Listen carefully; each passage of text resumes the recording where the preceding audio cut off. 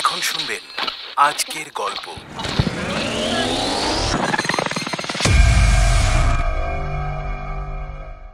ও এখানে কি করছে? কে? মানে কার কথা বলছো তুমি? কি হবে ওসব নিয়ে? মানে এত পছন্দের ছিল তোমার ওই গাছগুলো, ফুল হতো কি সুন্দর। তোর ভালো লাগে না? মরে যায় তো। আচ্ছা, তোদের বাচ্চা হওয়ার আগে তোর স্ত্রীর মধ্যে কোনো অস্বাভাবিক পরিবর্তন দেখেছিলি? মানে তুই যেভাবে ওকে চিনিস তার বাইরে কিছু? আসলে এই সময় শারীরিক অনেক রকম পরিবর্তন ঘটতে থাকার সঙ্গে সঙ্গে মনের ভিতরেও অনেক রকম বদল আসে। কিছুটা চুপচাপ হয়ে যাওয়া বা বেশি করে খাবার খাওয়া, এগুলো তো খুবই স্বাভাবিক। এই সময়ে বাড়ির অন্য কাউকে নিয়ে এসে তানিয়ার সঙ্গে রাখতে পারলে কিন্তু সব থেকে ভালো। কোথায় আছেন? ঘরে। কালো ধোঁয়ায় ছেয়ে আছে ঘরটা, দম বন্ধ হয়ে আসছে। এক্ষুনি বেরিয়ে আসুন ওখান থেকে। আমি আপনাদের পাড়াতেই আছি। আজ আর এখানে থাকা যাবে না, এক্ষুনি আমার সঙ্গে চলুন। অ্যানিম্যাট্রিক্স প্রাইম স্টোরিজের ভূত কথায় আজ শুনবেন রিক সুন্দর ব্যানার্জির কাহিনী আরোহণ। গল্প পাঠে আমি কোরক, নিবেদনে অ্যানিম্যাট্রিক্স প্রাইম স্টোরিজ, প্রযোজনা অ্যানিম্যাট্রিক্স মাল্টিমিডিয়া। কলকাতা শহরের এক বহুতল। এখান থেকে শহরটা একদম অন্যরকম, ভীষণ মায়াবী। 8 তলার উপরে গভীর রাতের কলকাতার শব্দগুলো হাওয়ার সঙ্গে পাল্লা দিয়ে আসতে থাকে। অনেকটা ওপরে হওয়ার জন্য প্রচুর হাওয়া। এসি অফ করে নিজের ল্যাপটপে কাজ করছে অর্ক। জানলার পর্দাগুলো হাওয়ায় উঠছে। হালকা আলোয় ঘরের ভিতরের দেয়ালে ছায়া পড়ছে। আচমকাই একটা কাশির শব্দ। একটানা কেশে যাচ্ছে তানিয়া, প্রায় দম বন্ধ হয়ে যাওয়ার মতন। তাড়াতাড়ি পাশের ঘরে এসে অর্ক দেখতে পেল বিছানায় উঠে বসে কেশেই চলেছে তানিয়া। চোখ দুটো ঠিকরে বেরিয়ে আসছে যেন। অর্ক চিন্তিত হয়ে উদ্বেগ প্রকাশ করে বলে, তানিয়া, কি হয়েছে? কি হয়েছে তোমার? শ্বাসকষ্ট হচ্ছে? অবিন্যস্ত এলোমেলো অবস্থায় থাকা তানিয়া কোনো উত্তর দেয় না, শুধু হাত তুলে জানলার দিকে দেখায়। অর্ক তাকিয়ে দেখল এক রাশ কালো ধোঁয়া জানলা দিয়ে বাইরে বেরিয়ে যাচ্ছে। জলের গ্লাসটা টেবিল থেকে তুলে তানিয়ার দিকে এগিয়ে দিতে গিয়ে অর্ক থমকে গেল। তানিয়ার কাশির মাঝেই হাঁ করা মুখ থেকে যেন একটা ছোট হাত ঠোঁট বেয়ে বেরিয়ে আসছে।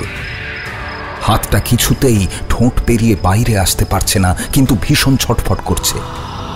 হাতের আঙুলগুলো যেন ঠোঁটটা আঁকড়ে ধরে জোর করে এখনই বাইরে বেরিয়ে আসবে। দম বন্ধ লাগছে অর্কর। ছিটকে উঠে বসে কপালের ঘাম মুছে কিছুক্ষণ পর সে বুঝতে পারে স্বপ্ন দেখছিল। ঘড়ির আওয়াজ টিকটিক শব্দে মাঝরাতের নীরবতা ভাঙছে।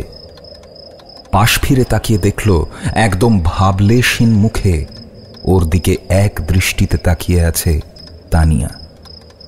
অর্ককে ঘুম থেকে ছিটকে উঠে বসতে দেখে তানিয়া জিজ্ঞেস করল, তুমি কিছু দেখলে না? কেন, তুমিও দেখছিলে নাকি? প্রায় দেখি, ঘুম আসে না তারপর আর। কি দেখো? মনে থাকে না। কথা বলতে বলতে অর্কর চোখে ঘুম নেমে এলো আবার। হায়দ্রাবাদ থেকে কয়েক মাস হলো অর্ক কলকাতায় এসে সেক্টর 5-এ জয়েন করেছে। রাজারহাটের এই ফ্ল্যাটে আসার পর এমনি দারুণ করে শুরু করেছে ওরা। সুন্দর করে নিজেদের বিয়ে, বেড়াতে যাওয়ার বিভিন্ন ছবি দেওয়ালে সাজিয়ে ঝকঝকে করে রেখেছে।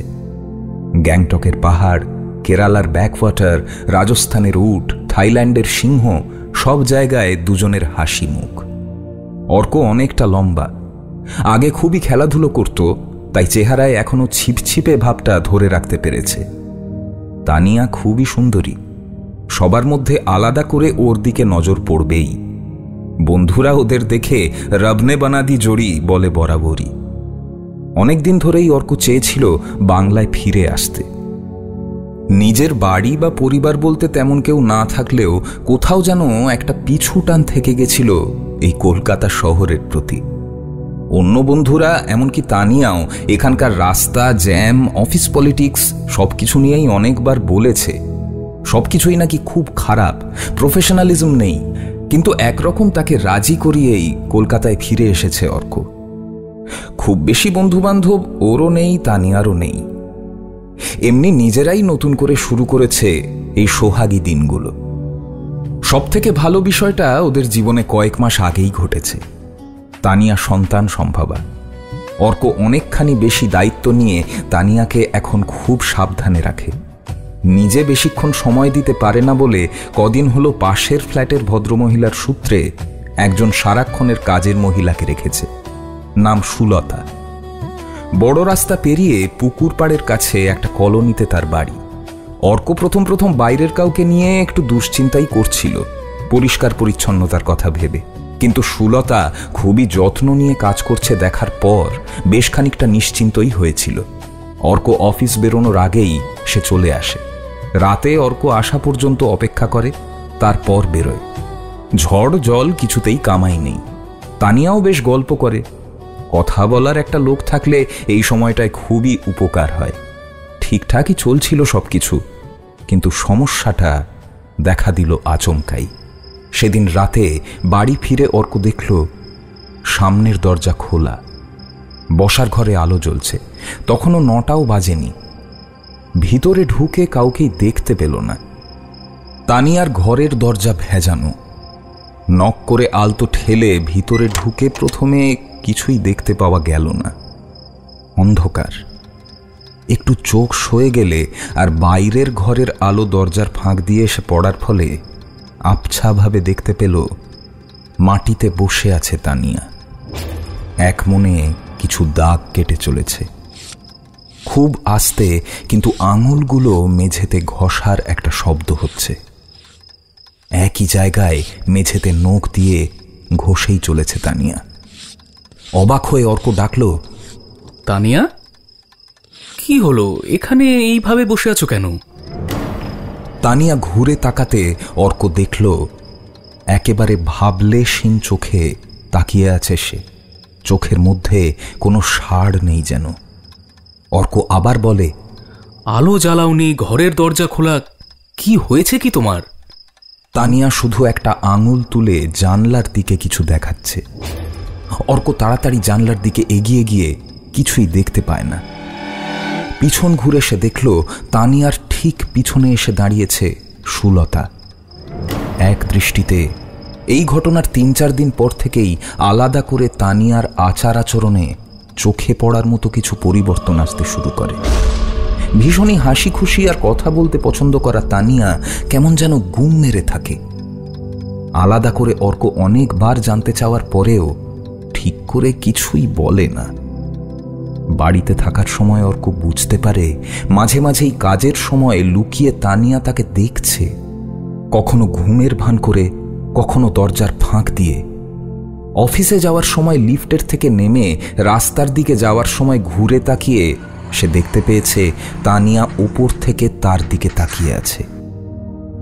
ঘুমের মধ্যে বেশ কয়েকদিন বুঝতে পেরেছে পাশ থেকে উঠে গিয়ে তানিয়া অন্ধকার ফ্ল্যাটে একা ঘুরে বেড়াচ্ছে। সেদিন বৃষ্টি হয়েছিল বেশ। সুলতা রাতের জন্য খিচুড়ি রান্না করে রেখে গেছিল। অর্ক খুব সহজভাবে কথা বলার চেষ্টা করে তানিয়ার সঙ্গে। ভাবে এই সময় সন্তান নিয়ে কথা বললে নিশ্চয়ই খুশি হবে তানিয়া। এই, আমি কয়েকটা নাম ভেবেছি জানো, মেয়েদের। আমার মনে হয় তোমার মেয়েই হবে। তানিয়া যেন শুনেও শোনে না, নির্বিকারভাবে মুখ ফেরায়। চোখে কোনো অনুভূতির লেশমাত্র নেই। অসহায়ভাবে কথা খোঁজার চেষ্টা করে অর্ক বলে, আর আমার ইচ্ছের কথা যদি জিজ্ঞেস করো তাহলে বলবো আমার মনে হয় সব পুরুষেরই একটি মেয়ের বাবা হওয়ার অভিজ্ঞতা থাকা উচিত।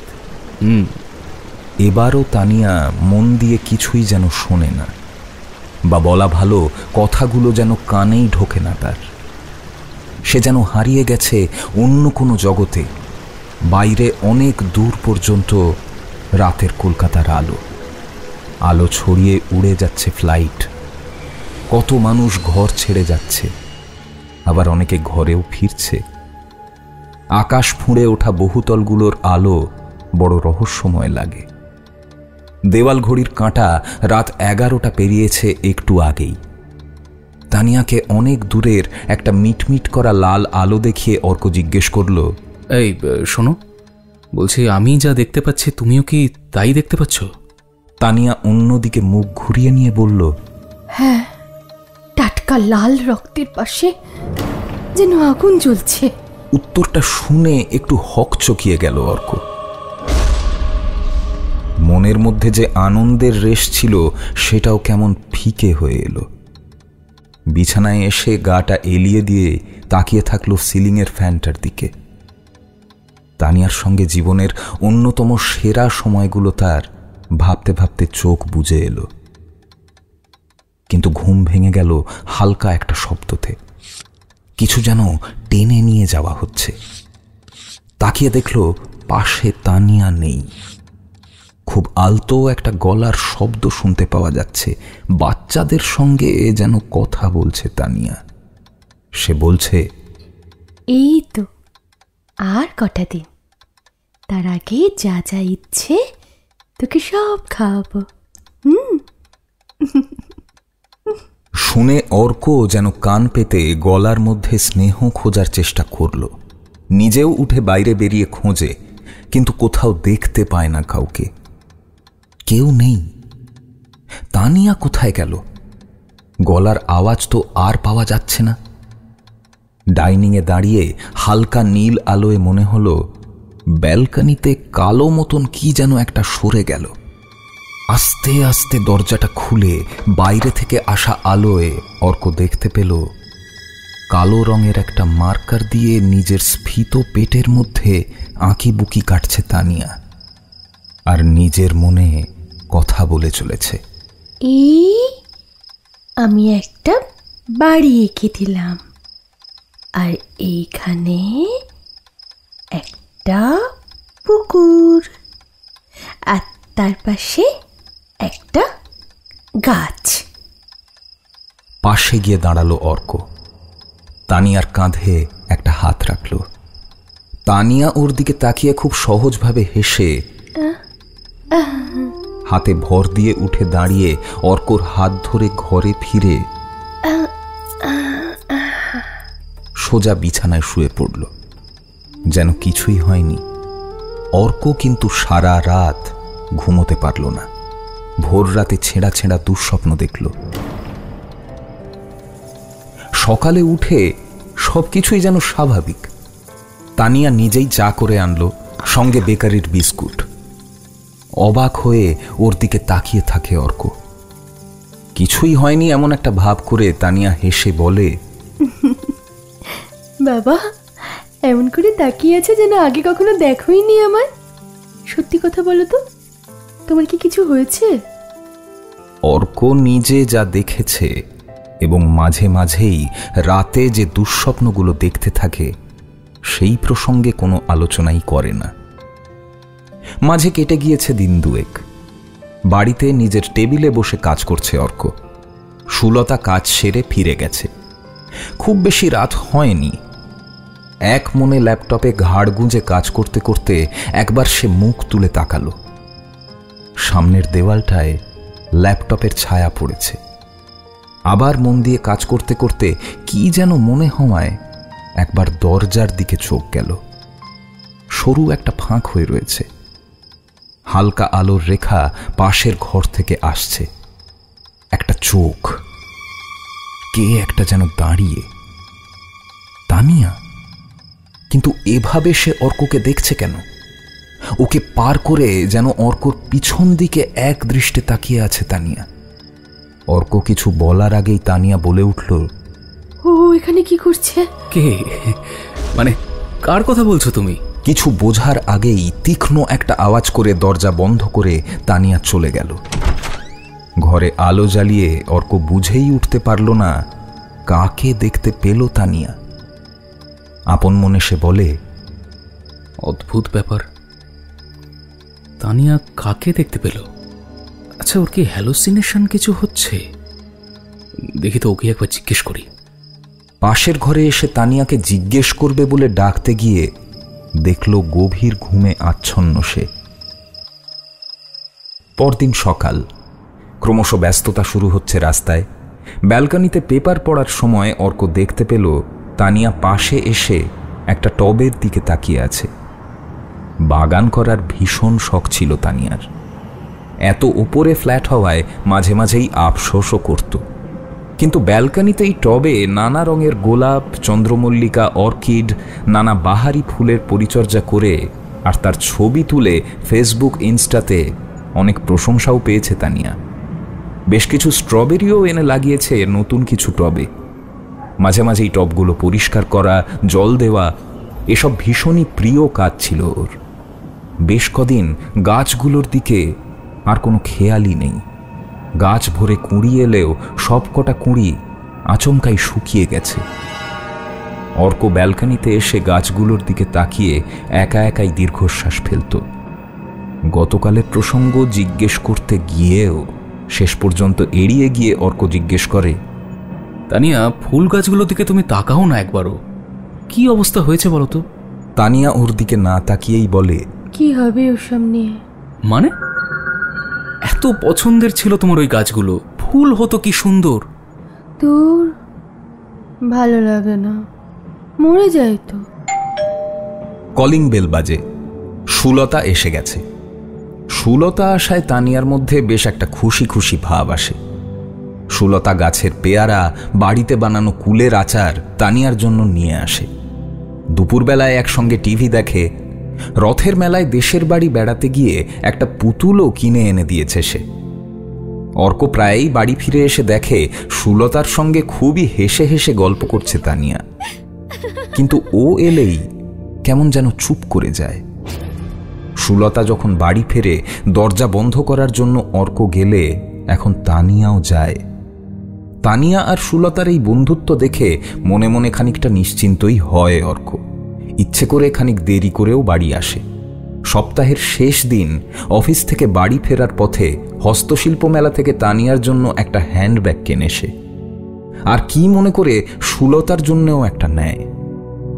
অর্কর মনে হয় উপহার পেয়ে তানিয়া নিজে যত না খুশি হবে, তার থেকে বেশি খুশি হবে তানিয়া সুলতাকে উপহার পেতে দেখে। সত্যিকারের খুশি হয়ে সে নিজেই বলে, এই জানো, সুলতার ব্যাগটা বেশি সুন্দর, আমি নিজের জন্য কিনলে ওটাই কিনতাম। আচ্ছা বেশ, ওটাই নাও তুমি, কি অসুবিধে? তাই নেব? আরে বাবা হ্যাঁ, উফ, তুমি এমন প্রশ্ন করো না। দুজনে ব্যাগ দুটো বদলে নেয়। পরের দিনই অদ্ভুত একটা ঘটনা ঘটে। অর্কর অফিসে আচমকাই চলে আসে তানিয়া। অর্ক তো ভীষণ অবাক। তার স্ত্রী তাকে না জানিয়ে কোথাও এই পরিস্থিতিতে বেরিয়েছে, মানে নিশ্চয়ই সাংঘাতিক কিছু হয়েছে। তানিয়া কিন্তু বেশ হেসেই জিজ্ঞাসা করে, কেমন সারপ্রাইজ দিলাম বলো? হ্যাঁ, খুব অবাক হয়ে গেছে দেখছি। অর্ক হাসার চেষ্টা করে বলল, হ্যাঁ মানে একটু তো অবাক হয়েছি, স্বাভাবিক।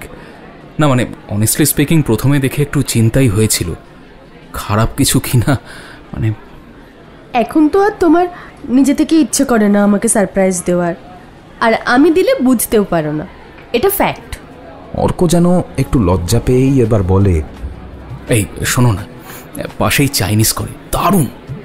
বলছি এখান থেকেও গন্ধ পাওয়া যায়। এই মনে আছে আমরা যখন প্রথম প্রেম করছি তখন কিরকম নানা জায়গার চাইনিজ খাবার আমরা এক্সপ্লোর করতাম? একদম, কিছু রেস্টুরেন্ট তো জানতোই আমরা কি অর্ডার করব। যাক, ভাল লাগলো জেনে যে তোমার সেই দিনগুলোর কথা মনে আছে। অর্ক কিছু বলে না। মনে মনে ভাবে তানিয়া আগে এরকম আন্ডার এস্টিমেট করতো না তাকে। তবে কি তার দিক থেকেই কোনো খামতি আছে নিজের অজান্তেই? যাই হোক, বেশ লাগছিল ওর সম্পর্কের প্রথম দিকের দিনগুলোর এই স্মৃতিচারণ। কথা বলাও খুব দরকার ওদের নিজেদের মধ্যে, যেটা ইদানিং সত্যি খুব কম হচ্ছে। আগামী দিনে ওদের সন্তানের কথা ভেবে কিছুটা বাড়তি দায়িত্ব নিতেই হবে। অর্ক জিজ্ঞেস করে, আমি কটা দিন ছুটি নিয়ে নেবো তানি। তোমার বাড়িতে একা একা থাকতে ভালো লাগছে না, তাই না? তানিয়া চোখে মুখে খুবই অবাক হওয়ার ভাব রেখেই বলে, ধ্যাৎ, একদম না। খামোকা ছুটিগুলো নষ্ট করবে কেন? এভাবে চলে এসে আমি তোমাকে মাঝে মাঝে দেখে যাব। অনেক দিন পর পছন্দের খাবার অর্ডার দেয় তানিয়া। ওর প্রিয় চিকেন মাঞ্চুরিয়ান টেবিলে আসার পর হঠাৎই জিজ্ঞাসা করল, আজ এখানে সুলতা এসেছিল? সুলতা এখানে? কই না তো। অর্ডার দেওয়ার সময়ই অর্ক বলেছিল শেষ পর্যন্ত প্যাক করে বাড়ি নিয়ে যেতে হবে। এবার সে দেখল সামনে রাখা খাবারের পরিমাণটা একটু অস্বাভাবিক। মানে যেটা দেখে অর্কর মনে হলো অনেকটা বেশি খাচ্ছে যেন তানিয়া। ওর কিছু অসুবিধে হচ্ছে না তাতে, বরং বেশ গোগ্রাসেই খাচ্ছে। মনের মধ্যে যে ফুরফুরে ভাবটা এসেছিল সেটার জায়গায় হঠাৎই একরাশ দুশ্চিন্তা গ্রাস করে অর্ককে। এটাও কি নতুন কোনো অ্যাবনর্ম্যালিটি? নিজে বাড়ি পৌঁছে দিয়ে আসার কথা বললেও তানিয়া বলে সে ড্রাইভারের সঙ্গেই চলে যাবে। যাওয়ার আগে অর্ক দেখে গাড়িতে কয়েকটা ছোটদের খেলনা রাখা। যতদূর গাড়িটা দেখতে পাওয়া যায় দেখার পর অর্ক ফোন করে সুলতাকে। ফোন বেজে যায়। অফিসে ঠিক করে যেন কাজে মন বসতে চাইছে না। ভিতরে অনেকগুলো চিন্তা, অনেকগুলো সম্ভাবনা একসঙ্গে যেন দানা বেঁধে উঠেছে। কাউকে বলতেও পারছে না। পাশের ডেস্কে বসা বিতান নিজেই বলল, কি বস, আজকাল কেমন গুম মেরে আছো? ম্যাডাম অফিসে এসেছিলেন? সব ঠিকঠাক আছে তো? অর্ক বিতানের দিকে তাকিয়ে একটা আরতি নিয়ে জিজ্ঞাসা করে, বলছি তোর একটু সময় হবে? বিতান উঠে অর্কর সামনে চেয়ারে এসে বসে বলল, কেসটা কি? জটিল কিছু? মানে তোমাদের নিজেদের সম্পর্ক ঠিক আছে তো? অর্ক একটু চুপ করে থেকে বিতানকে জিজ্ঞেস করে, আচ্ছা, তোদের বাচ্চা হওয়ার আগে তোর স্ত্রীর মধ্যে কোনো অস্বাভাবিক পরিবর্তন দেখেছিলি? মানে তুই যেভাবে ওকে চিনিস তার বাইরে কিছু? আসলে এই সময় শারীরিক অনেক রকম পরিবর্তন ঘটতে থাকার সঙ্গে সঙ্গে মনের ভিতরেও অনেক রকম বদল আসে। কিছুটা চুপচাপ হয়ে যাওয়া বা বেশি করে খাবার খাওয়া, এগুলো তো খুবই স্বাভাবিক। এই সময়ে বাড়ির অন্য কাউকে নিয়ে এসে তানিয়ার সঙ্গে রাখতে পারলে কিন্তু সব থেকে ভালো। অর্ক দু হাতের আঙুলগুলো একসাথে ধরে বলে, দেখ ভাই, জানিসই তো আমার বাবা মা নেই। তানিয়ার বাবা মা বোলপুরের থেকে বেশ কিছুটা ভেতরের দিকে থাকেন। এমনি বয়সও হয়েছে, আর ওনারা ফ্ল্যাটে এসে ঠিক মানিয়ে থাকতেও পারেন না। আর সব থেকে অবাক লাগছে, তানিয়া যেন আমার কাছে ঠিক করে কিছু বলছে না। মানে যে বাগান করা নিয়ে ওর এত উৎসাহ ছিল, তাতেও যেন ওর কোনো মন নেই। একের পর এক গাছ শুকিয়ে যাচ্ছে, মানে গোটা বাড়িটাই যেন গুমোট লাগে আমার, জানিস তো। বিতান অর্কর পিঠে একটা হাত রেখে বলে, তোকে দেখে কিন্তু খুবই স্ট্রেসড লাগছে। একটু কটা দিন ব্রেক নে না, বাড়িতেও সময় দিতে পারবি। অর্ক সেদিন অফিস থেকে অনেকটাই আগে বেরিয়ে গেল। বাড়ি ফিরে অর্ক দেখে দরজায় লক নেই, ভেজানো। একটু অবাক হয়ে ঘরে ঢুকে এদিক ওদিক তানিয়াকে খুঁজতেই চোখে পড়ে ফুলদানিতে রাখা গোলাপ গাছের ডালটা শুকিয়ে এসেছে। টিভিও চলছে না। অদ্ভুত নিস্তব্ধতা। বসার ঘরের ঘড়িটায় শুধু টিক টিক শব্দ। ঘরের ভিতরে ঢুকে দেখতে পেল তানিয়া জানলা দিয়ে বাইরের দিকে একা একা তাকিয়ে আছে। অর্ক জিজ্ঞেস করল, সুলতা কোথায়? তানিয়া না ঘুরেই জানালো, চলে গেছে, আর আসবে না। বেশ অবাক হয়েই অর্ক জিজ্ঞেস করে, আর আসবে না মানে? কেন আসবে না? তানিয়া উত্তর না দিয়ে গুনগুন করে একটা গান গাইতে থাকে। মায়াবন বিহারিণী হরিণী গহন স্বপ্ন। আবার ফোন করে অর্ক। সুলতা এবারেও ফোন ধরে না। কিছুই বুঝতে না পেরে তানিয়ার আচরণে খুবই অবাক হয় অর্ক। সুলতার না থাকা নিয়েও যেন কিছুই এসে যায় না তানিয়ার। সেদিন আর বিশেষ কোনো কথা হয় না। রাত্রির বাড়লে হাওয়ার শব্দ আর ঘরের মৃদু আলোর মাঝে এমনি চোখ লেগে গিয়ে ঘুমিয়ে পড়ে অর্ক। তারপর গভীর রাতে নানান টুকরো টুকরো দুঃস্বপ্নগুলো ফিরে আসে।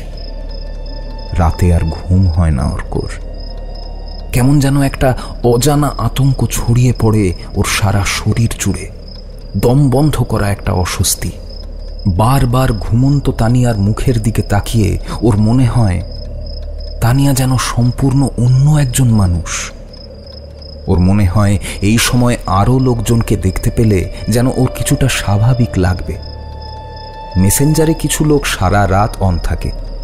নামের পাশে সবুজ আলোটুকু দেখেই অর্করও মনে হয় আরও অনেকেই জেগে আছে।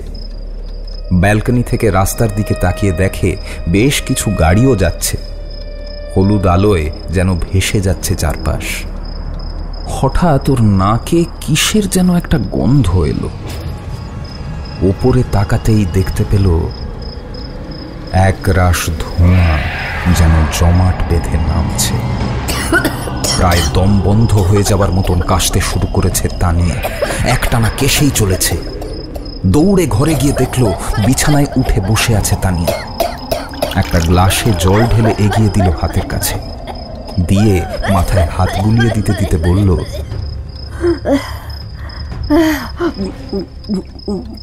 ঠান্ডা লেগেছে নাকি? আচমকা কি হলো? বলছে এখন ভালো লাগছে একটু? উত্তর না পেয়ে আর তানিয়াকে বড় বড় নিঃশ্বাস নিতে দেখে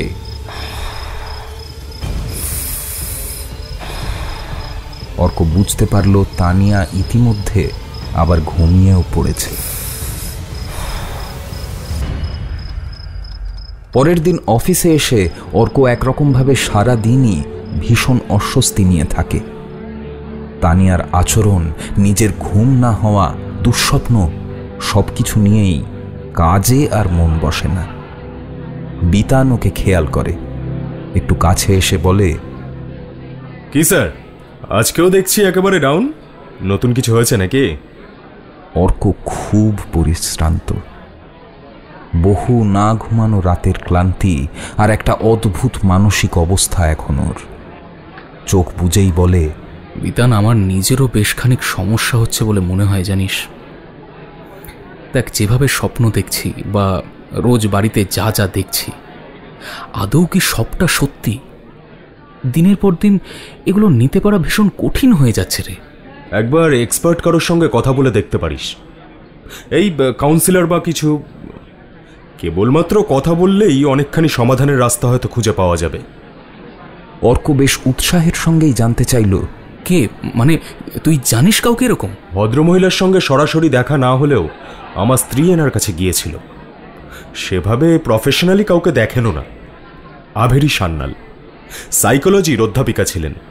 খুব অল্প কদিন চাকরি করে এখন নিজের মতন স্বাধীনভাবে গবেষণা করেন এবং বিভিন্ন বিষয় নিয়ে লেখালেখিও করেন। দেখা করতে যাব বললেই যে কেউ দেখা করতে পারে না, ভীষণই মেজাজি। এর মধ্যে বেশ কিছু মহিলা নির্যাতন নিয়ে সরাসরি সামনে দাঁড়িয়ে লড়াই করেছেন উনি। কিন্তু অপরাধ এবং তার মনস্তত্ত্ব নিয়ে অনেক কাজ আছে ওনার।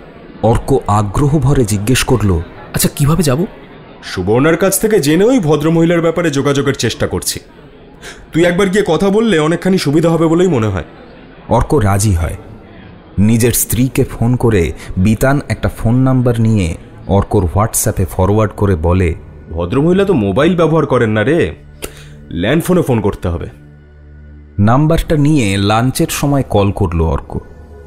ফোন কিন্তু বেজে গেল, কেউ ধরল না। অফিসের উপর থেকে বিকেলের শহরের রং বদল হওয়া অনেক দিন বাদে দেখল অর্ক। মেঘের পরতে মেঘ আস্তে আস্তে সূর্যের সবটুকু রং যেন শুষে নিচ্ছে। আরেকবার ফোন করল। রিং হওয়ার পর ওদিক থেকে একজন বলে উঠল, বলছি।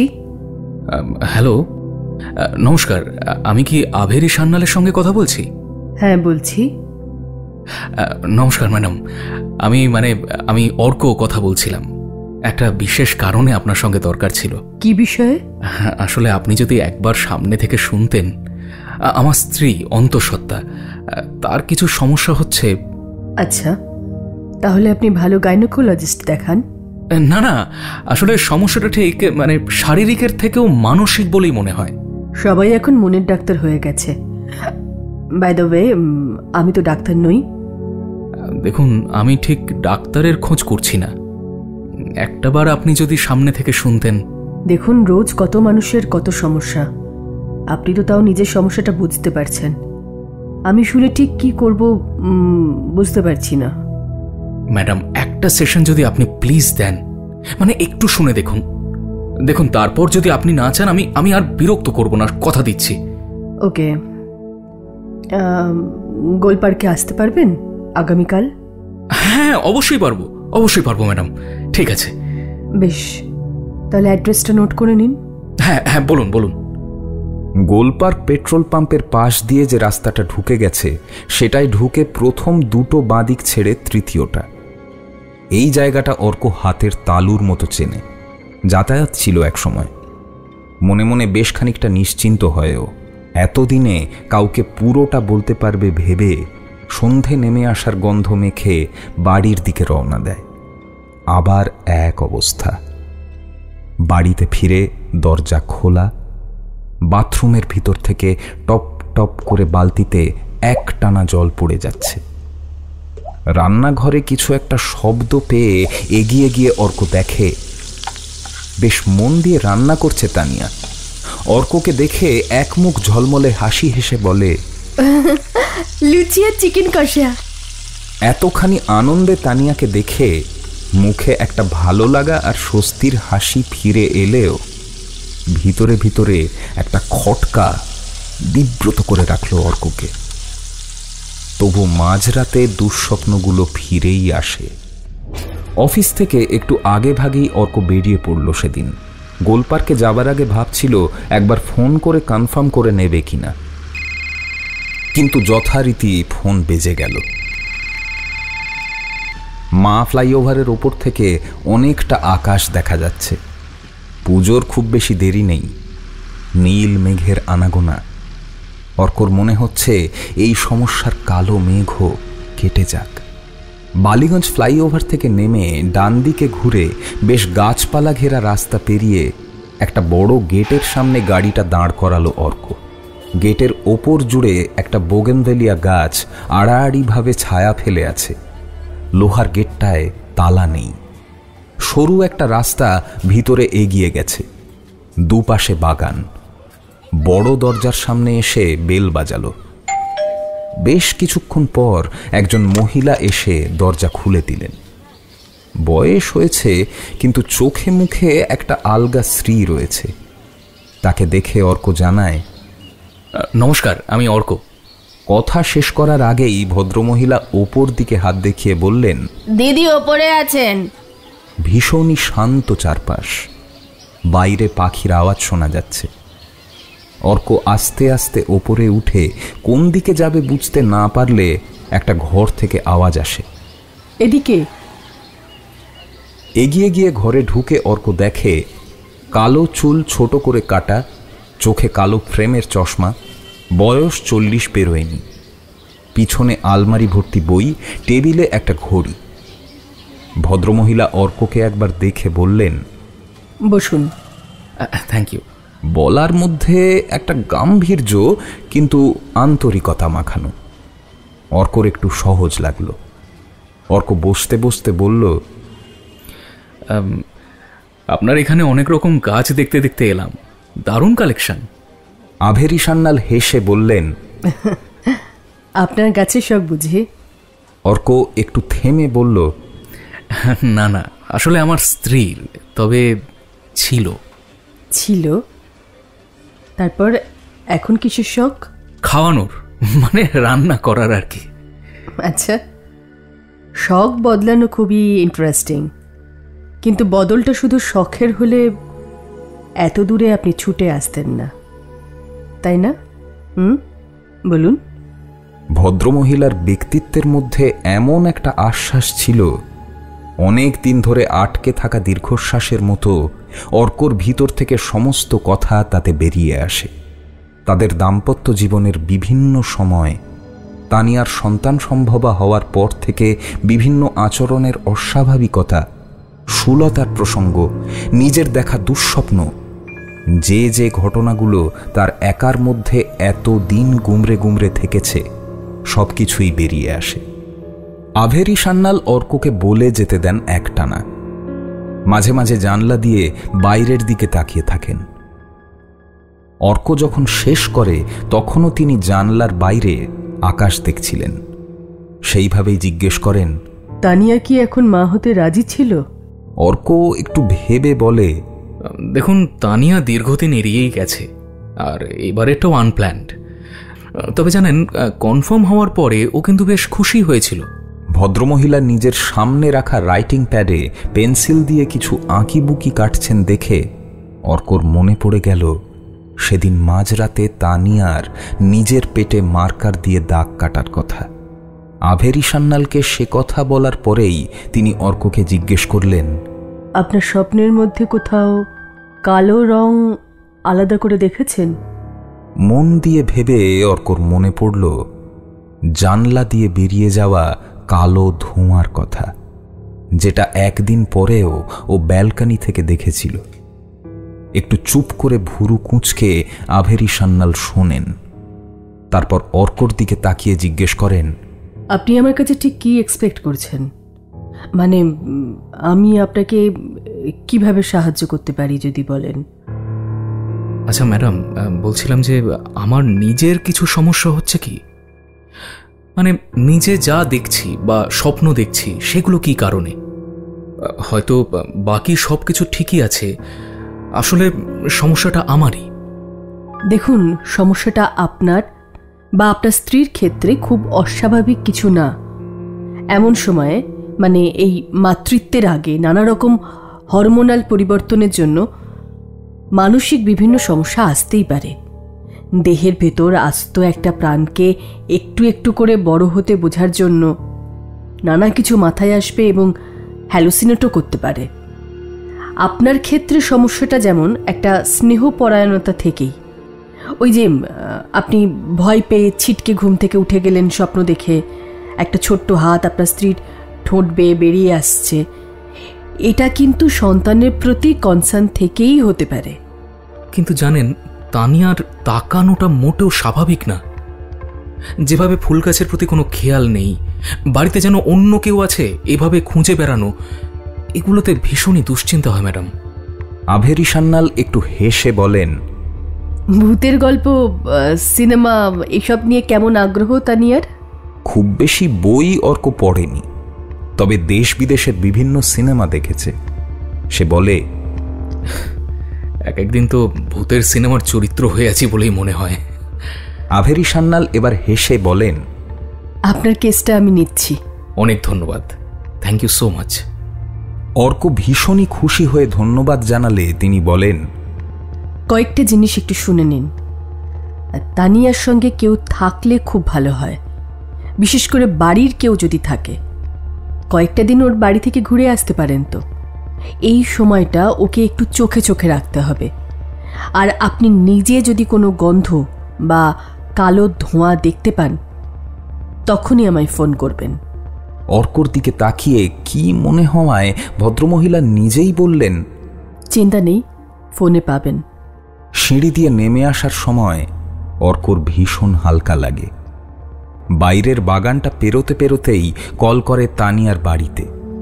কিছুক্ষণ বাজার পর ফোন তোলেন তানিয়ার মা। অর্ক বলে, হ্যাঁ হ্যাঁ হ্যাঁ, আসলে ডাক্তার বলছেন যে কটা দিন বাড়ি থেকে ঘুরে আসতে। আপনারা যদি তানিয়াকে একটু বলে রাজি করান, তাহলে আমার 2-3 দিন ছুটি আছে, কালকেই চলে আসতে পারবো। অর্ক জানে ওর মা ঠিক রাজি করিয়ে ফেলবে। মনটা আজ অনেক দিন পর বেশ ভালো লাগছে। তানিয়ার পছন্দের কিছু খাবার আর ফুল নিয়ে বাড়িতে ঢুকতে গিয়ে দেখে লিফট কিছুতেই চলছে না। বারবার বাটন প্রেস করলেও কিছুতেই নিচে নামে না। বিরক্ত হয়ে সিঁড়ি দিয়ে উঠতে শুরু করবার পর সে দেখতে পায় আচমকাই লিফটটা চলতে শুরু করেছে। কিন্তু আর অপেক্ষা না করে সিঁড়ি দিয়েই উঠতে থাকে অর্ক। 3 তলা পার করে 4 তলায় ওঠার মুখের বাঁকটা অন্ধকার। কোনো কারণে এখানে লাইটটা জ্বলছে না। আচমকা লিফটটা এখানে দাঁড়িয়ে গেছে। অর্কর হেঁটেই ওপরে উঠে যাওয়ার ইচ্ছে ছিল, কিন্তু তাও লিফটটা একদম সামনে এসে যাওয়ায় লিফটেই উঠবে বলে দাঁড়ালো। কেমন যেন শব্দ করে লিফটটা থামছে। লিফট থামলেও দরজাটা খোলে না। কি হলো? দরজা খুলতে তো দেরি করছে কেন? অর্ক সামনে এগিয়ে যেতেই দরজাটা খুলে গেল। আলো নেই ভেতরে। অর্ক তাকিয়ে দেখতে যেতেই কেমন যেন দম বন্ধ হয়ে এলো। বুঝতে পারল লিফটের ভিতর পুরোটা কালো ধোঁয়ায় ভর্তি। সেই একই রকম ধোঁয়া, ওর ব্যালকনি থেকে দেখা, ওর স্বপ্নে আসা সেই এক রাশ কালো ধোঁয়া। লিফটের সামনে থেকে সরে গিয়ে সিঁড়ি দিয়ে উপরে উঠতে গিয়ে হাড় হিম হয়ে গেল অর্কর। নিজে নিজে লিফটটা বন্ধ হয়ে যাচ্ছে, উপরের দিকে শব্দ করে উঠছে। খুব জোরে দৌড়ে অর্ক নিজের ফ্ল্যাটের দিকে এগোতে লাগলো। ক্লান্ত হয়ে হাঁপাতে হাঁপাতে উপরে উঠে দেখে সব শান্ত, লিফটটাও নেই। কমন প্যাসেজের সামনে বড় জানলা দিয়ে বাইরের দিকে তাকিয়ে আছে তানিয়া। অর্ককে আসতে দেখে অবাক হয়ে লিফটের দিকে তাকিয়ে জিজ্ঞেস করলো, চলছে না? একটু আগেই উপরে ছিল তো। এই ফ্লোরে লিফটের দরজা খুলেছিল? হ্যাঁ, এই তো একটু আগেই, কিন্তু কেউ ছিল না। অর্কর ভিতরে যেন ঝড় বইতে থাকে। উদ্বিগ্ন হয়ে সে বলে, মা তোমায় ফোন করেছিলেন? তানিয়া ঘরে ঢুকতে ঢুকতে বলে, হ্যাঁ, মা জোর করছিল ওখানে যাওয়ার জন্য। তোমাকেও বলেছে? অর্ক মাথা নেড়ে হ্যাঁ বলে জানায়, হ্যাঁ, আমি তো অফিসে 3 দিনের ছুটি নিয়েই নিলাম। একটানা কোথাও না গিয়ে কলকাতায় একেবারে দম আটকে আসছে। মানে এই অফিস আর বাড়ি, বাড়ি আর অফিস, মানে বিরক্তিকর একেবারে। তোমাকে একটা সত্যি কথা বলবো, আমার না এই বাড়িটা ছেড়ে কোথাও বেরোতেই ইচ্ছে করে না আজকাল। ইদানিং তো বোলপুরে মায়ের কাছে গিয়ে থাকবো ভাবলেও আমার গায়ে জ্বর আসে। তার মানে তুমি যাবে না বলছো? না, তা তো বলিনি। তোমার একটা চেঞ্জের দরকার যখন, তাহলে যাব। দেখো, এইভাবে বলো না। যাওয়ার পর বুঝবে তোমারও ভালো লাগছে। যাই হোক, কাল সকাল সকালে রওনা দেবো ভাবছি। যেন যাওয়ার ইচ্ছেই নেই, কিন্তু অর্কর উৎসাহ দেখে রাজি হয়। কাল সকালেই ওরা রওনা দেবে ঠিক হয়। রাতে যথারীতি প্রায় একরকম জেগেই থাকে অর্ক। ব্যালকনিতে পায়চারি করে। তানিয়ার ঘুমিয়ে থাকা মুখের দিকে তাকিয়ে রাতটুকু কাটিয়ে দেয়। সকালবেলায় নিচে নেমে এসে গাড়ির ডিকিতে সব ভরার সময় তানিয়া হঠাৎ বলে, যা, আমার হ্যান্ডব্যাগটা আনতে ভুলে গেছি, এখনই নিয়ে আসছি, একটু দাঁড়াও। চলো, আমিও যাচ্ছি তোমার সঙ্গে। তুমি একা পারবে না, চলো। না থাক, দাঁড়াও, আমি আসছি। তানিয়া প্রায় দৌড়ে ভেতরে চলে যায়। অর্ক এক জায়গায় চুপ করে দাঁড়িয়ে থাকতে না পেরে ভিতরে ঢুকে দেখে তানিয়া লিফটে করে উপরে গেছে। 2টো ফ্লোর ওঠার পরই শব্দ শুনে বুঝতে পারে তানিয়া পৌঁছে গেছে উপরে। লিফটটা প্রেস করে নিচে নামানোর সময় মনে পড়ে কালকের ধোঁয়াটার কথা আভেরি সান্যালকে জানানো হয়নি। মোবাইল বের করে ডায়াল করতে ফোন ধরলেন উনি। গতকাল বিকেলে লিফটের অভিজ্ঞতা আর আজ ওদের যাওয়ার কথা জানানোর সঙ্গে সঙ্গেই উনি জিজ্ঞাসা করলেন, আপনি এখন কোথায়? আমরা ওর বাপের বাড়িতে যাব বলে বেরিয়েছি। আমি এই গ্রাউন্ড ফ্লোরেই। তানিয়া জাস্ট উপরে গেল, ওই একটা কিছু ফেলে এসেছে বোধহয়। এটা শুনেই তিনি বিরক্ত হয়ে বললেন, এক্ষুনি যান, একা একা থাকতে দেবেন না বলেছি তো। আর পৌঁছে কি হচ্ছে অবশ্যই আমাকে জানাবেন। অর্ক দ্রুত ওপরে যাওয়ার আগেই দেখল তানিয়া লিফটে নেমে আসছে। আস্তে আস্তে নিচে নেমে বাইরে বেরোনোর সময় অর্ক দেখল সামনে তানিয়া যাচ্ছে, আর ওর মাথার পিছনে যেন এক রাশ ধোঁয়া উড়ে উড়ে সামনের দিকে এগিয়ে যাচ্ছে। গাড়িতে যাওয়ার সময় খুব হালকা করে গান চালিয়ে দেয় অর্ক। সকালের রোদ গাছের ছায়ায় পড়ে তিরতির করে কাঁপছে। কার ফ্রেশনারের গন্ধে গাড়ির ভিতরটা ম ম করছে। শহর ছাড়িয়ে দ্বিতীয় হুগলি সেতু পেরিয়ে গাড়ি এগিয়ে চলেছে। গান শুনতে শুনতে তানিয়ার চোখ লেগে যাচ্ছে মাঝে মধ্যেই। অর্ক বুঝতে পারছে দেখে শুনে গর্ত এড়িয়ে অনেকটাই সাবধানে গাড়ি চালাচ্ছে আজ। রাস্তার দুধারে সবুজ মাঠ, আকাশে মেঘের প্যালেটে পাল্টে যাওয়ার মতন রং। অর্কর মনে হলো বাইরে আসাটা সত্যিই দরকার ছিল। ওই একটা ফ্ল্যাটের মধ্যে এক টানা থাকতে থাকতে নিজের মাথাই খারাপ হয়ে যেত, এমন মনে হলো অর্কর। ডানকুনি পেরোনোর পর আর বিশেষ লরির জ্যাম হচ্ছে না, রাস্তা ফাঁকা। খানিকটা এগোনোর পরই আচমকা ভয় পেল অর্ক।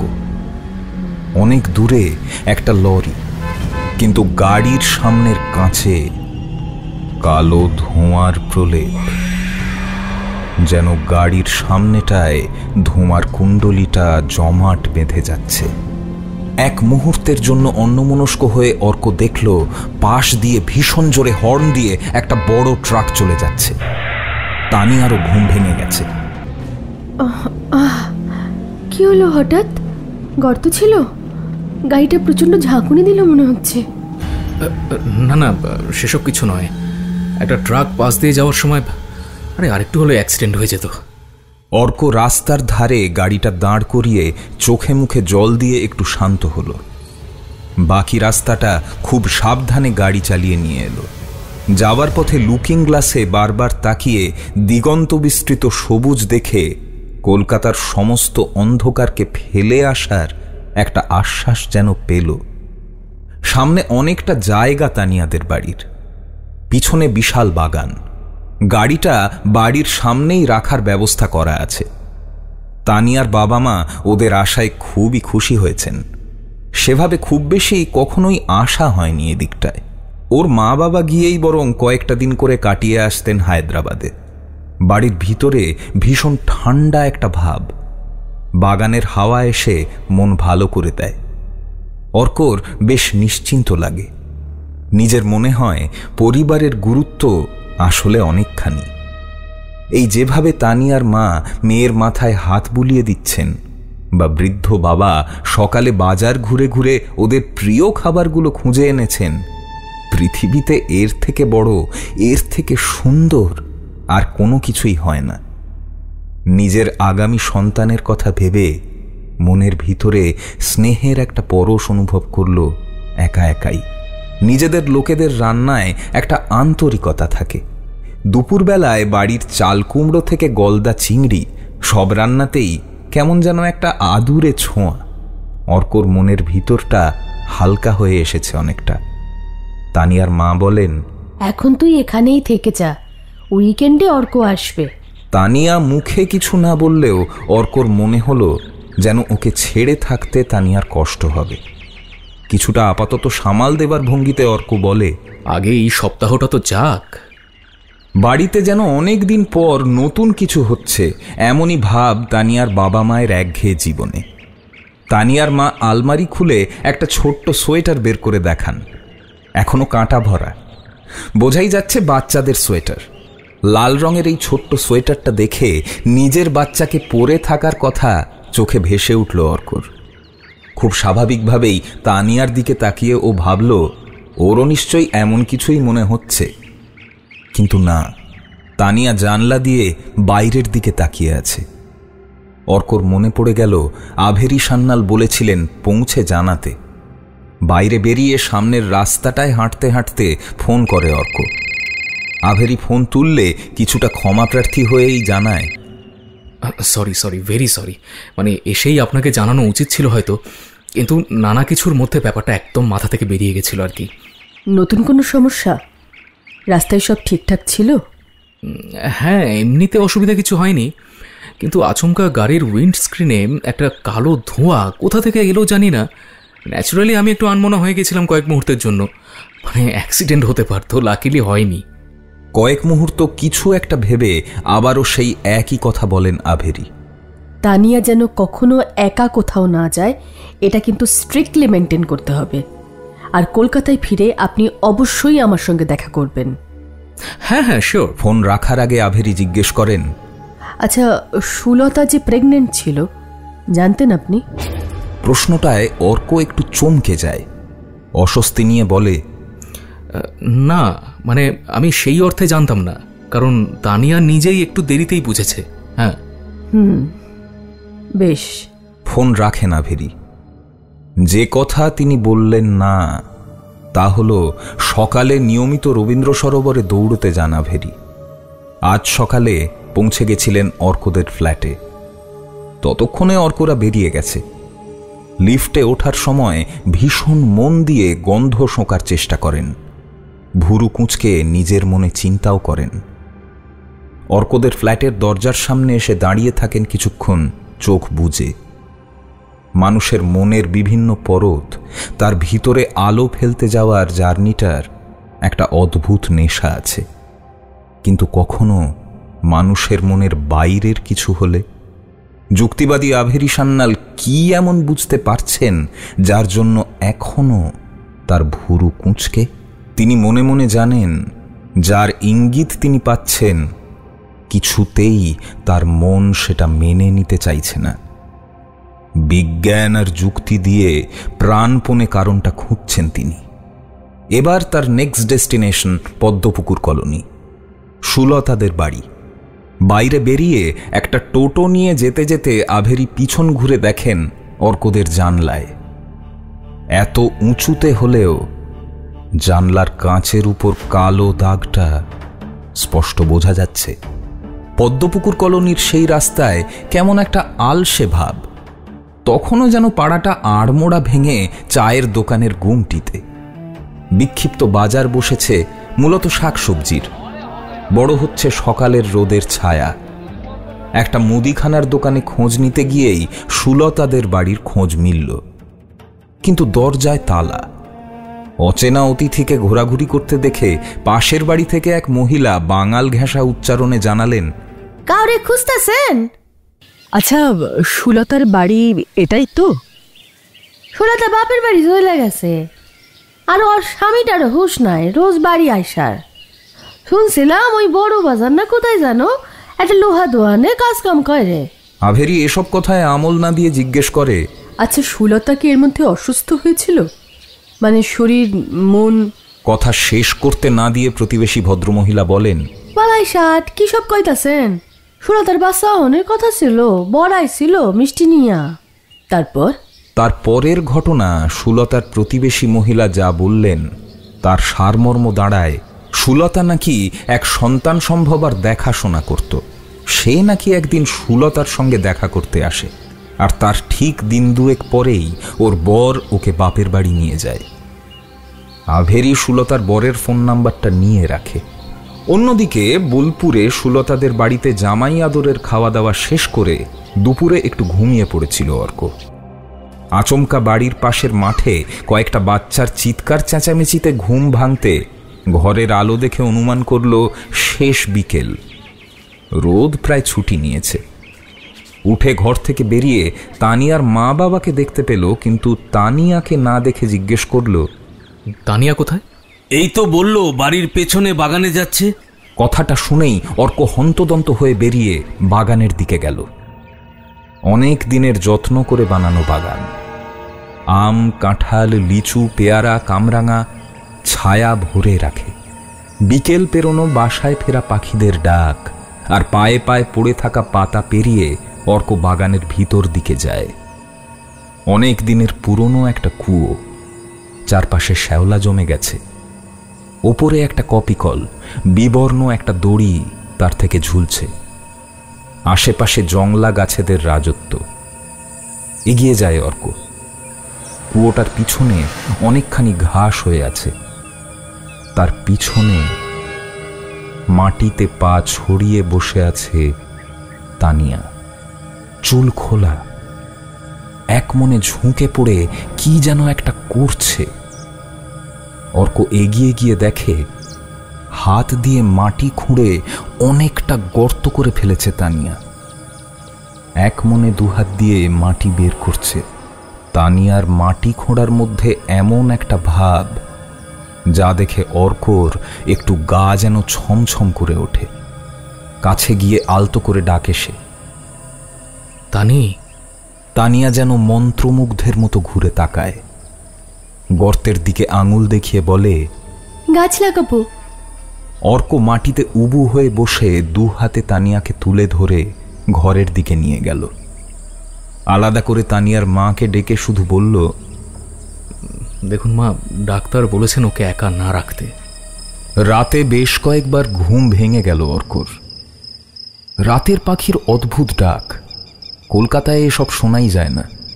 চুপ করে বসে বিছানায় দেখল তানিয়া অঘরে ঘুমোচ্ছে। পরের দিন সকাল থেকে বেশ হাসি খুশি তানিয়া।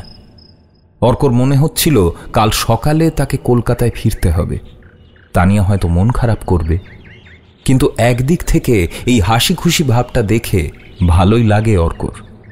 সারাদিন খুবই গল্প করে, কথা বলে, কলকাতার কথা যেন মনেই নেই।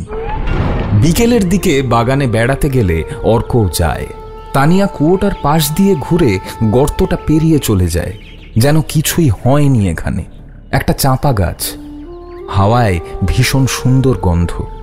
নিজের মনেই গুনগুন করে গাইতে শুরু করে তানিয়া, কিন্তু গানের সুর বা কথা কোনোটাই অর্কর চেনা নয়। কোনোদিন কোথাও এই গানটা সে শোনেইনি। সন্ধে নামার সময় পাখিদের একসঙ্গে কিচিরমিচির থেকে তানিয়ার গলায় কোনো দূর পাহাড়ের মেয়ের মন খারাপের গান যেন মিলেমিশে গেল। অর্কর মনের ভিতরটা হু হু করে উঠছে যেন। তানিয়াকে ছেড়ে কাল কলকাতা যেতে হবে ভাবলেই বুকের ভিতরে মোচড় দিয়ে উঠছে। রাতে ঘুমোতে পারল না অর্ক। তানিয়া কিন্তু একদম নিশ্চিন্তে ঘুমালো সারা রাতই। মফস্বলের সকাল। আশপাশের বাড়ির লোক, কাজের মানুষ জামাইকে এমনভাবে দেখছে যেন বাড়ির জামাই কোনো অন্য গ্রহের প্রাণী। অর্ক সিগারেট কিনে ফিরে দেখল তানিয়ার কিছুই এসে যাচ্ছে না অর্কর কলকাতা ফিরে যাওয়া নিয়ে। গাড়ি নিয়ে বেরোনোর আগে অর্ক ভীষণই অবাক হলো। নিজেই জিজ্ঞাসা করল, তানিয়া একবার ঠিক করে বাইও বলবে না? তানিয়া যেন কিছুই বুঝতে পারে না, চুপ করেই থাকে। এক রাশ অভিমান নিয়ে অর্ক বলে, উইকেন্ডে দেখা হবে, ভালো থেকো তানি। নিজের অফিসের উদ্দেশ্যে রওনা দিল অর্ক। শক্তিগড় পেরিয়ে আভেরি সান্যালকে ফোন করায় তিনি ব্যস্ততার কথা জানিয়ে আগামীকাল আসতে বললেন। আবার অফিসের সেই চেনা চৌহদ্দি, একঘেয়ে কিউবিকল। অফিসে বিতান তাকে দেখে বলল, শ্বশুর বাড়ির আদর খেয়েও চিন্তা কমেনি দেখছি। সব ঠিকঠাক আছে তো? সব কিছুর মাঝে তানিয়ায় কেমন যেন অচেনা হয়ে গেল। অফিসে কিছুক্ষণ একা কাজ করে একা একাই কলকাতার রাস্তায় হেঁটে হেঁটে ঘুরে বেড়ালো Arka. College street, Hatibagan, new market, ফুটপাথগুলোয় কত স্মৃতি তানিয়ার সঙ্গে। ওর মা ফোন করেছিল, কিন্তু তানিয়া নিজে থেকে একটা টেক্সটও করছে না। নিজেরই অস্থির লাগে অর্কর। ফ্ল্যাটে ফিরে আসে। লিফটে অর্ক ওঠার পর অদ্ভুত একটা শব্দ হয়, আস্তে আস্তে ওপরে উঠতে থাকে। ফ্ল্যাটের দরজা খোলার পর ভীষণই ফাঁকা ফাঁকা লাগে অর্কর। সারাদিনের ক্লান্তি আর চিন্তার পর শরীর যেন আর দিচ্ছে না। খাটে না শুয়ে পাশে রাখা সোফাটায় গা এলিয়ে দেয় অর্ক। দু হাতে মাথায় ভর দিয়ে শুয়েই ওর মনে হলো সোফাটা একেবারে দেওয়ালের সঙ্গে ঠেকে আছে। দেওয়ালে ঘষা খেয়ে রংটা নষ্ট করে দেবে। যদিও এরকম ছিল বলে মনে পড়ল না ওর। উঠে হাত দিয়ে সোফাটাকে টেনে একটু এগিয়ে নিতে গিয়ে কেমন যেন সোফার স্ট্যান্ডের জায়গাটা নড়বড় করছে। কাছে গিয়ে অর্ক দেখল মেঝের টাইলসটা ওইখানে লুজ। খুব অবাক হয়ে নিজেই যেন নিজের কাছে বিস্ময় প্রকাশ করল। স্ট্রেঞ্জ, এটা আবার কবে হলো? পরপর দুটো টাইলসের মধ্যে এতটা ফাঁক। আস্তে আস্তে এগিয়ে গেল অর্ক। সোফাটা পুরো টেনে সরিয়ে নিচু হয়ে বসে টাইলস দুটোকে সামনে থেকে হাত দিয়ে সরিয়ে দেখল ভিতরটা পুরো গর্ত হয়ে আছে। হাত বাড়াতেই হাতে কিছু একটা ঠেকল। আস্তে আস্তে গোটা ঘরটা কালো ধোঁয়ায় ভরে গেল। একরাশ ধুলো যেন নাকে চোখে ছেয়ে গেল অর্কর। একটানা কাশতে শুরু করেছে অর্ক। নিজের ঘরের মধ্যে কি ভীষণ বিপদ লুকিয়ে আছে ও বুঝতেও পারেনি। কিন্তু ভয় পেয়ে যাওয়ার একটা বড় সুবিধা আছে, মৃত্যুকে অবশ্যম্ভাবী মনে হয়। অর্কর শেষ দেখার জেদ চেপে গেল। কি আছে এখানে আমি দেখতে চাই, আমাকে জানতেই হবে টাইলসের নিচে কি আছে। গর্তে হাত দিয়ে একটু এগোতেই হাতে নরম কিছু একটা ঠেকল। হাত দিয়ে টেনে বের করে দেখতে পেল একটা পুতুলের ছিন্ন ভিন্ন টুকরো। পুতুলটার মাথায় একটা কালো হ্যাট। এটাই তো সেই পুতুল সুলতা রথের মেলা থেকে কিনে এনে তানিয়াকে দিয়েছিল। ঘর জুড়ে কালো ধোঁয়াটা পাক খাচ্ছে, একটা জায়গায় ক্রমে জমাট বাঁধছে। থতমত বসে বসেই দু এক পা পিছিয়ে গেল অর্ক। অর্কর মোবাইল রিং হচ্ছে। হাত বাড়িয়ে মোবাইলটা কানে দিয়ে দেখল আভেরি সান্যাল। ফোন ধরা মাত্রই উনি বললেন, কোথায় আছেন? কাল বিলম্ব না করে অর্ক সরাসরি বলল, ঘরে। হ্যাঁ, কালো ধোঁয়ায় ছেয়ে আছে ঘরটা, দম বন্ধ হয়ে আসছে। এক্ষুনি বেরিয়ে আসুন ওখান থেকে, আমি আপনাদের পাড়াতেই আছি। ফোনটা হাতে নিয়ে ধোঁয়াটাকে একটানা চোখে চোখে রেখে একটু একটু করে পিছিয়ে আসছে অর্ক। ধোঁয়াটা যেন দলা পাকিয়ে একটা কাঠামো হয়ে ওর দিকে এগিয়ে আসছে, রাগে যেন ফুঁসছে, আস্তে আস্তে পাক খাচ্ছে তীব্র একটা ধাক্কা দেবে বলে। এক ধাক্কায় দরজাটা টেনে বাইরে বেরিয়ে ডাইনিংয়ে দাঁড়ালো অর্ক। দরজাটা টেনে বন্ধ করে রাখতে পারছে না ও। একটানা দরজায় ধাক্কা দিয়ে যাচ্ছে সেই ধোঁয়াটা। সেই আওয়াজ যে না শুনেছে সে জানে না। দরজার ওপর টানা ধাক্কা মেরে যাচ্ছে, আর বায়বীয় কিছু নয়, মনে হচ্ছে শক্ত ধাতব একটা কিছু আছড়ে পড়ছে দরজায়। দরজাটা বন্ধ করে এক লাফে মেন দরজার বাইরে এসে দেখল ভীষণ জোরে দৌড়ে সিঁড়ি দিয়ে উঠে আসছেন আভেরি সান্যাল। আজ আর এখানে থাকা যাবে না, এক্ষুনি আমার সঙ্গে চলুন।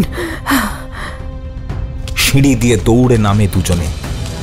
ঘরের ভিতরের দরজায় সেই জমাট করালের দাপিয়ে বেড়ানোর আওয়াজ অসহায় আস্ফালনের মতন লাগতে থাকে।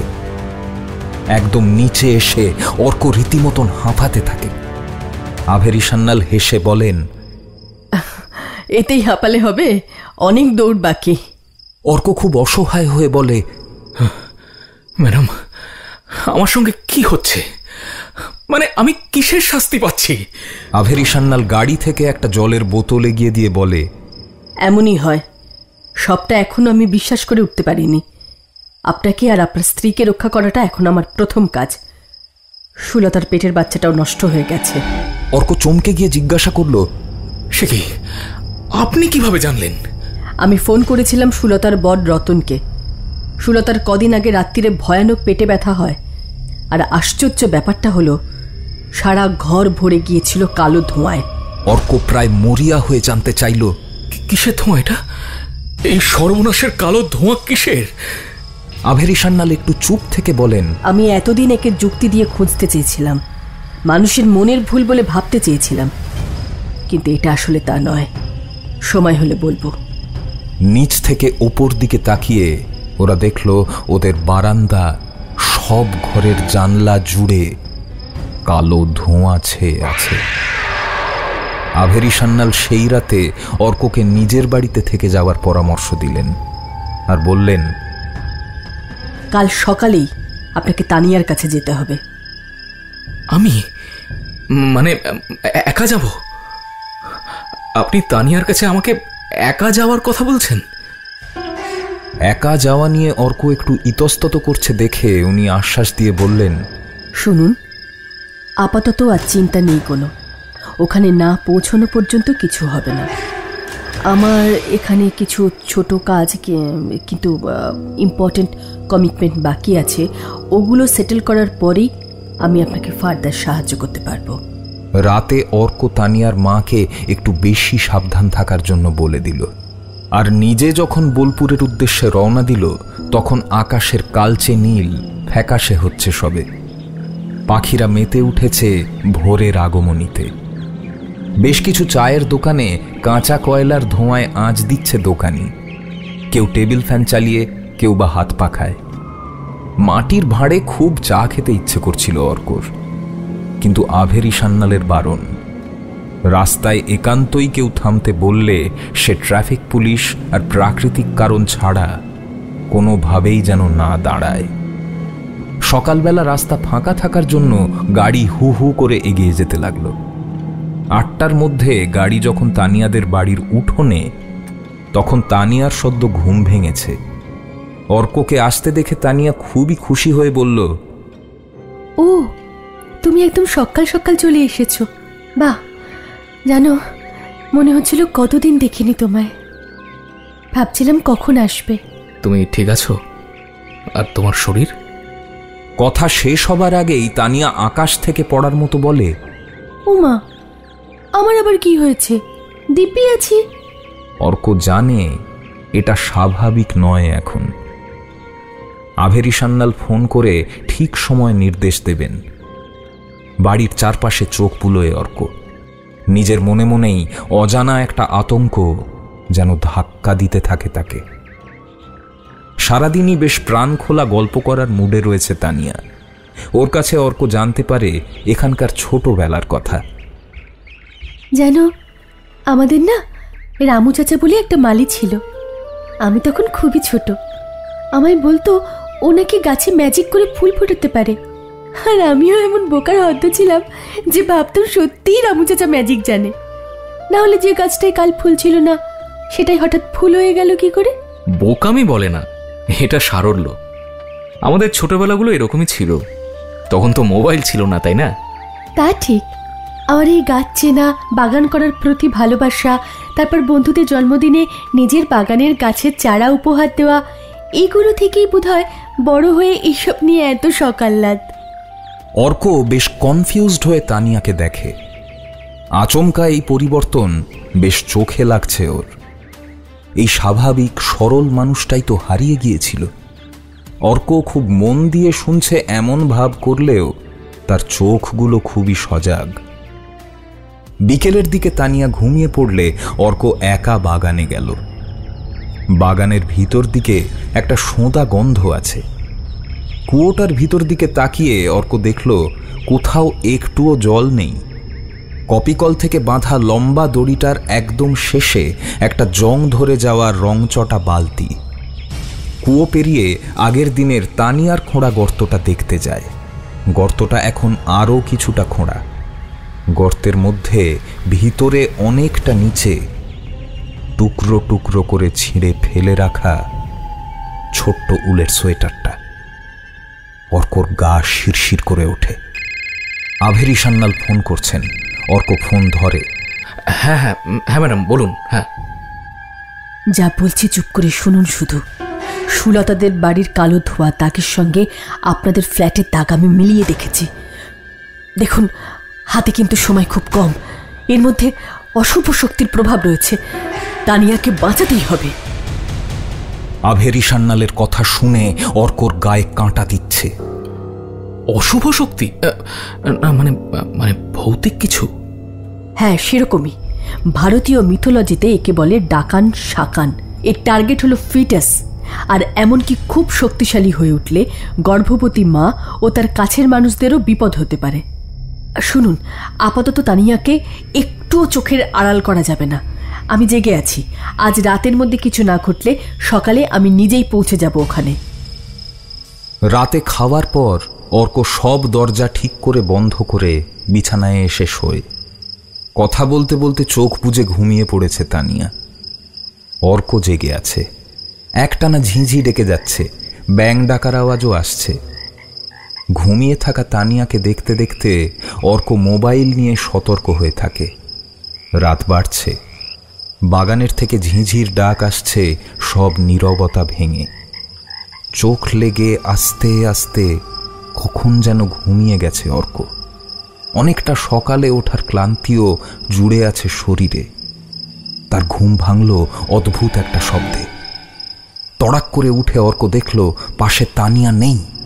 বিছানা ছেড়ে উঠে নিচে নেমে দেখল বাগানের দিকের দরজাটা খোলা। এক রাশ উৎকণ্ঠা নিয়ে দ্রুত বাগানে বেরিয়ে দেখল চারপাশ অন্ধকার। কিছু একটা আওয়াজ হচ্ছে, ধাতব জং ধরা কপিকল ঘোরার আওয়াজ। কিছুটা এগিয়ে অর্ক দেখতে পেল কুয়োর ধারে একটা ছায়া। তানিয়া দাঁড়িয়ে আছে। অন্ধকার চোখ সয়ে যাওয়ায় এখন আরো পরিষ্কার দেখতে পাচ্ছে অর্ক। কাছে এগিয়ে যেতে গিয়ে দেখল কপিকলের দড়িটা ধরে টেনে তোলার চেষ্টা করছে তানিয়া। রাতের অন্ধকারে বাগানের মধ্যে সে কি ভয়ানক দৃশ্য! এগোতে গিয়ে পায়ে কিছু একটা জড়িয়ে পড়ে গেল অর্ক। আবার উঠে কুয়োর কাছে গিয়ে তানিয়ার দিকে এগোল।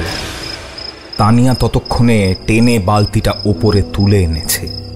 বালতিটা উঁচু করে জল ঢালার মতন করে মাথায় ঢালছে তানিয়া।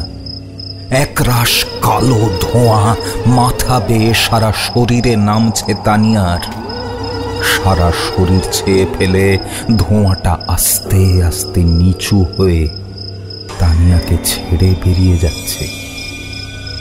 পাশের গাছ পেরিয়ে, পাঁচিল পেরিয়ে, সামনের মাঠ হয়ে দূরে মিলিয়ে যাচ্ছে জমাট বাঁধা অন্ধকারের মতো।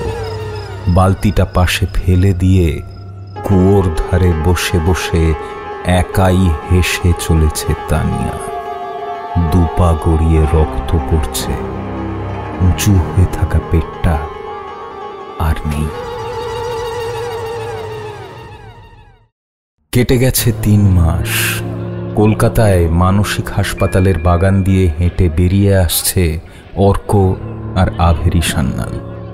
তানিয়াকে বাঁচানো গেছে ঠিকই, কিন্তু সুস্থ কবে হবে জানা নেই। জানলা দিয়ে বাইরের দিকে তাকিয়ে থাকে। কেউ ডাকলে ষাঁড়হীন চোখে ফ্যাল ফ্যাল করে তাকায় তানিয়া। কখনো অচেনা কিছুর আশঙ্কায় সারা রাত ভয়ে কাঁপতে থাকে। অর্ক ফ্ল্যাটের দরজায় কালো দাগগুলো এখনো সারায়নি। ক্লান্ত শরীরে দিনের শেষে ফ্ল্যাটে ফিরে আসে একেবারে একাই। আজ আভেরি সান্যাল ওকে ড্রপ করে দিয়ে ফিরে গেলেন। কলকাতায় সন্ধে নামছে। পাটুলি পেরিয়ে বাইপাসে ওঠার আগে সিগন্যালে দাঁড়িয়ে এসিটা অন করে সামনে তাকাতে আভেরি দেখলেন সিগন্যাল গ্রিন হয়েছে। আস্তে আস্তে গাড়িগুলো এগোচ্ছে। পিছন থেকে এক টানা সাইরেন দিচ্ছে একটা অ্যাম্বুলেন্স। আভেরি একটু ডান দিক ছেড়ে দিতে তার পাশ দিয়ে বেরিয়ে গেল অ্যাম্বুলেন্সটা। একরাশ কালো ধোঁয়া জমাট বেঁধে যেন ধাওয়া করছে অ্যাম্বুলেন্সটাকে। আভেরি চমকে উঠলেন। সারি সারি গাড়ির ভিড় পেরিয়ে অ্যাম্বুলেন্সটা ততক্ষণে চোখের বাইরে। গাড়ির স্পিড বাড়ালেন আভেরি। নমস্কার, আমি রিকসুন্দর বন্দ্যোপাধ্যায়। এতক্ষণ শুনছিলেন অ্যানিমেট্রিক্স প্রাইম স্টোরিজের ভূত কথা। ভূত কথায় আজকের গল্প ছিল আরোহণ। কেমন লাগলো গল্পটা? আপনারা গল্প থেকেই জানতে পেরেছেন আজকের ভূতের নাম ডাকান শাকান। ডাকান শাকান ভারতবর্ষের বিস্তীর্ণ অঞ্চল জুড়ে দেখতে পাওয়া যায় না, শুধুমাত্র পাঞ্জাবেই এর উপস্থিতি। যখন অন্তঃসত্ত্বা মহিলারা নিচু হয়ে কোনো গর্তে কিছু খুঁজতে যান অথবা কুয়ো থেকে বালতিতে জল তুলতে যান, তখন আচমকাই ডাকান শাকান এসে যায়। ধোয়ার মতন এর উপস্থিতি নষ্ট করে দেয় সম্ভাব্য সন্তানকে। শুনে শুধুই ভয় করছে। আসলে তো ভূত নেই, কিন্তু ভয় আছে। ডাকান শাকান তেমনই এক ভয়। ডাকান শাকান আসলে তৈরি হয়েছে হয়তো অন্তঃসত্ত্বা মহিলাদের রক্ষা করার জন্যই। কেন বলছি? আমাদের এই বিস্তৃত ভারতবর্ষে অনেক ক্ষেত্রেই মহিলারা সন্তান সম্ভবা হওয়ার পরেও বাড়ির বিভিন্ন কাজ, পরিশ্রমের কাজ তাদের দিয়ে করানো হয়। ডাকান শাকানের ভয়ে পরিবারের অন্যরা অন্তঃসত্ত্বা মহিলাদের বাইরে আসতে দেন না, বিশ্রামেই রাখেন।